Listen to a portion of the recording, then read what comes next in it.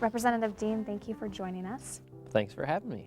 What do you do for a professional career, and can you share a little bit about your life outside the Capitol?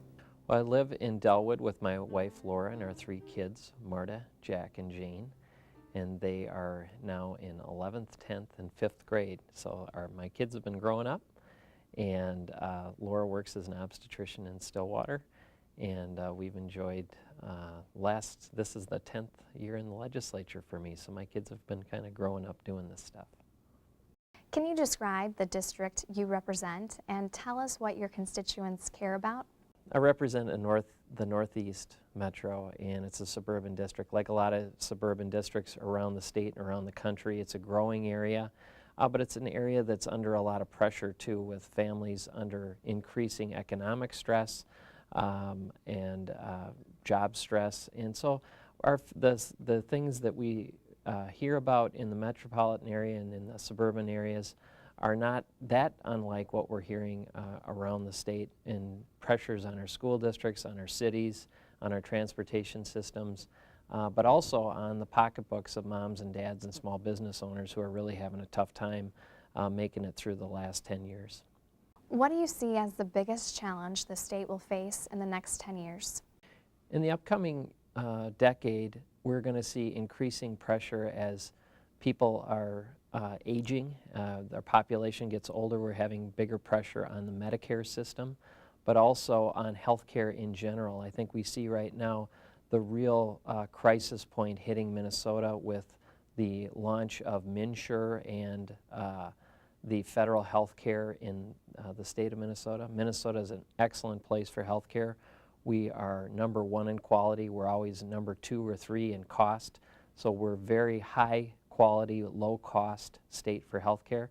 So we've got a lot to lose. We've got Medtronic, we've got Mayo, the University of Minnesota. We're really a world leader in health care, and that's what I worry about when I see the trends across the country for pressures on our healthcare system. Right here in Minnesota, we're going to feel that first, and we're going to pay a bigger price than other states because we have a lot of folks. We're basically 1 or 2 in the number of insured that we have and our very high quality and low cost care that we have. So I'm very concerned that we remain competitive and that our doctors and nurses stay doing what they're doing and taking care of families across the state of Minnesota. I'm also concerned that small businesses and families will be able to afford health insurance into the future. So that's the #1 concern that I see. What area or areas of legislation do you feel like you are best equipped to work on? Well, I come from a district that's not very Republican or not very Democrat, so I've always had to work with folks on the other side of the aisle. So whether my party's been in the majority or the minority, it's hard to get anything done around here unless you work with people on the other side of the aisle. So I come from a district that helps me do that, because if I was from a very conservative district that voted always Republican no matter what, or conversely from a Democrat district that voted always Democrat no matter what, you're a lot closer to the ground in the suburban areas where voters tend to vote for some Republicans and some Democrats. And you have a very different perspective because you hear from a lot of folks from different viewpoints. And I've always been able to work with folks from the other side of the aisle, and particularly thorny issues like health care and other areas where we're trying to get things done, whether it's bonding. I have a background in architecture where you have to get a building done on a specific date for a specific dollar amount.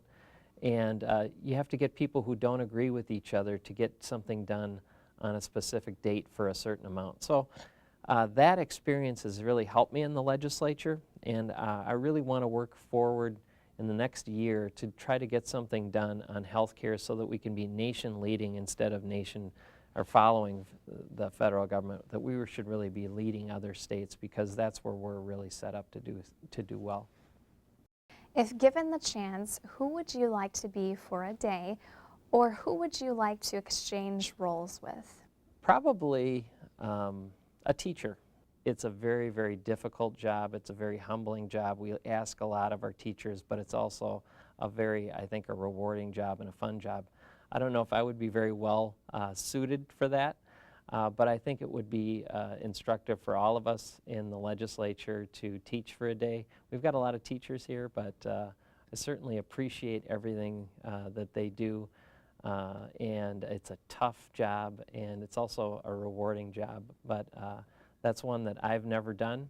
I've been in the classroom and helped out, but they've never taught. But it's a great honor that our teachers have, but it's also a huge obligation. So I think for all of us here in the legislature, it's probably a lot tougher job than we think it is, and it's something that I would like to do at some point. So if I was going to change jobs with somebody for a day, I'd probably be a teacher for a day, maybe a 7th grade teacher.